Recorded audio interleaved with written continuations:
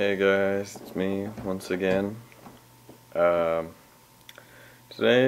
since I did a Dragon Knight review a little while ago, which was the worst show in a year, figured I'd do Cage of Death 11, which was December 12th of 2009. One of the best shows in a long time in CZW. And this is the first Cage of Death, which is the main pay-per-view of CZW, if you didn't know, in the DJ Hyde ownership of CZW.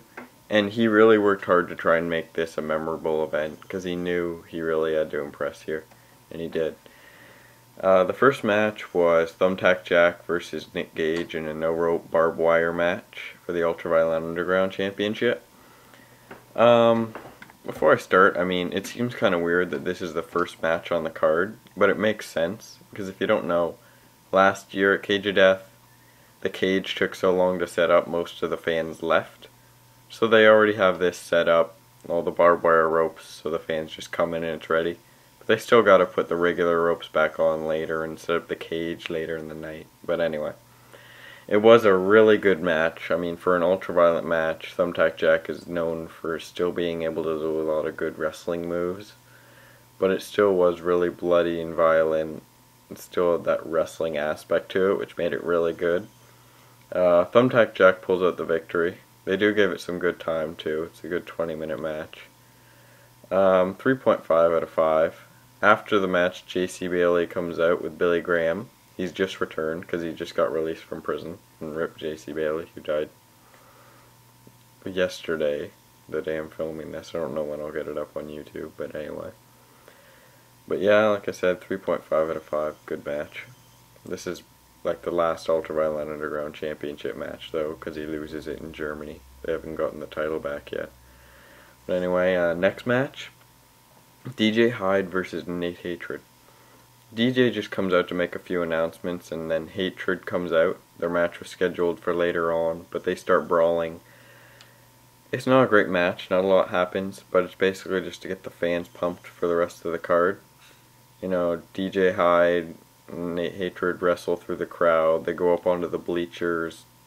Can't remember who, but someone gets suplexed off through a table. They go up to the second floor of the arena, back down into the bathroom where someone's actually going, which is kind of awkward for the camera, but anyway.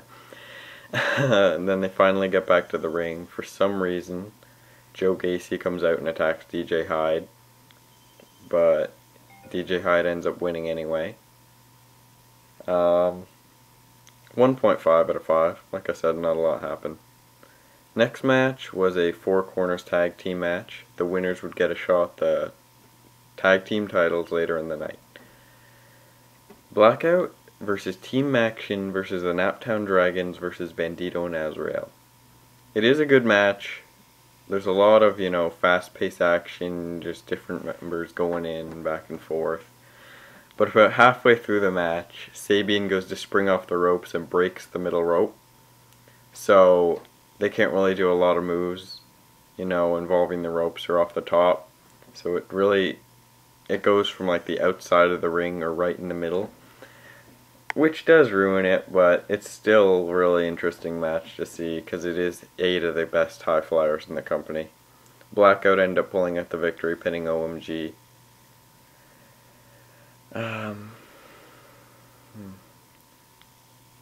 2.5 out of 5. Next match in this whole feud that I really hate, Greg Excellent versus Drew Blood for the Junior Heavyweight Championship. Now, Greg Excellent can't wrestle, but they wanted to do this as a joke storyline because he's 300 pounds going for the Junior Heavyweight title. He did do better than usual, but Drew Blood still had to carry the entire match. There's a stupid moment at the end where Kylie Pierce brings a cake into the ring and Drew Blood gets his face put in it. But Greg Excellent ends up winning the match to become the new Junior Heavyweight Champion. 1.5 out of 5. No, you know, 2 out of 5. Drew Blood did really good, and Greg Excellent, although bad, did better than usual.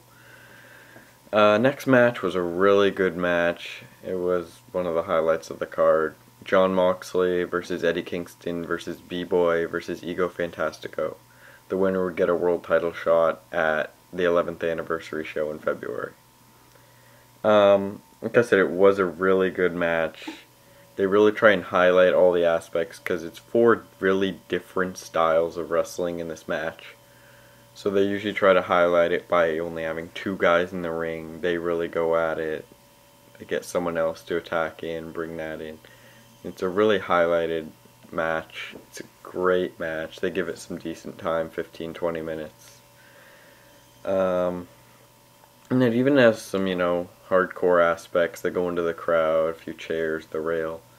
But it was a really good match. John Moxley ends up picking up the victory over Eddie Kingston to put over that whole Eddie Kingston losing all his matches thing.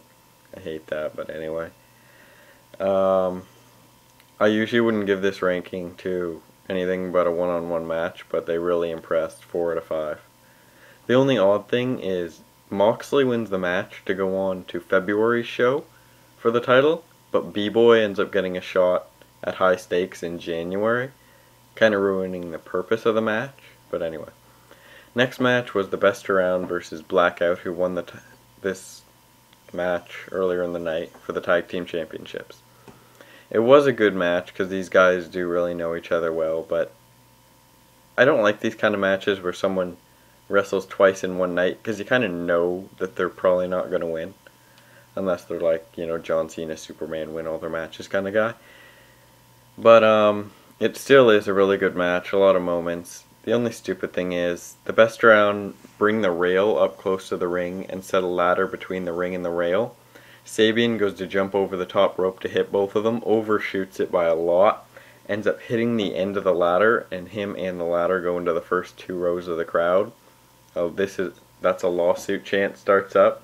It was a dumb move, but like I said, still a good match, 2.5 out of 5.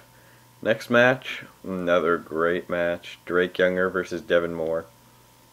It was a really good match. I mean, Drake Younger impresses in all of his matches. He gives it 110%. They still tried to make it, you know, CZW, bringing in a lot of tables and chairs and everything. It was really interesting. Drew Blood and Eddie Kingston interfere in the match, which usually would ruin a match, but they did make it more interesting in the way they did it. Drake Younger ends up winning the match with Drake's landing through a table set up on the top rope. Really interesting. The only fault was Devon Moore seemed a little lazy. He was just kind of talking to the crowd during the match, but anyway, still 3.5 out of 5. And then the next match, the main event, the Cage of Death. Just a quick overview of the cage. It was 2 cage walls. The other ones were slanted walls with barbed wire and panes of glass. On the top of the cage, there was a platform with slanted walls of glass and barbed wire that were hooked up to car batteries, and in the middle of the platform was a hole with 2 suspended pieces of glass if you went right through it. The match was Sami Callahan and Danny Havok, which was a great feud over the last year. A great match, a lot of ultraviolent moments. I mean, Sami Callahan has to get a towel duct taped to his arm. He gets a huge wound. They do give it a lot of good time. I can't remember how long. I think it was close to half an hour. It was really good. Sami Callahan ends up winning the match by slamming Danny Havok through the hole in the platform, through the panes of glass, and through a setup table in the ring for the win. After the match, Necro Butcher makes his return, even though he leaves in a few months. But it was a really good match. Usually I wouldn't give this kind of ranking to an ultraviolent match, but 4 out of 5. Overall, I'd give this event maybe 8.5. You know what, I'm going to give it 9 out of 10. It was really good. They kept the action going. Until next time.